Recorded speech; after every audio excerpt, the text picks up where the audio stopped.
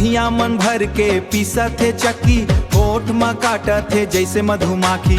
बहिया मन भर के पीसा थे चक्की, होठ में काटा थे जैसे मधुमाखी। मीठा खवा के आदत लगा के भाग झन जाबे राजा जी, मोर दिल लग गे, मोर दिल लग गे।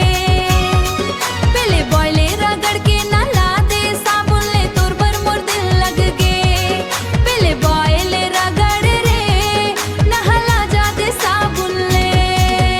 पिठिया दबा थे रानी चढ़ चढ़ के, पिठिया दबा थे रानी चढ़ चढ़ के।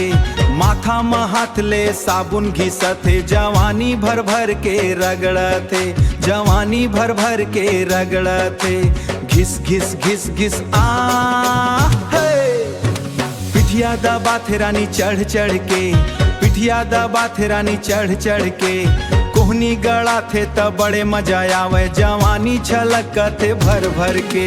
मीठा खवा के आदत लगा के भाग झन जाबे राजा जी, मोर दिल लग गे, मोर दिल लग गे।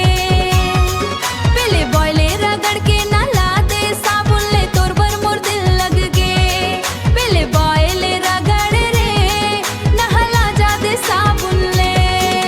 मीठा खवा के आदत लगा के भाग झन जाबे राजा जी, मोर दिल लग गे, मोर दिल लग गे।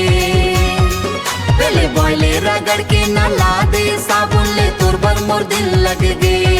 पहले बॉयले रगड़ रे नहला जा दे साबुन ले। मोर दिल लग गे।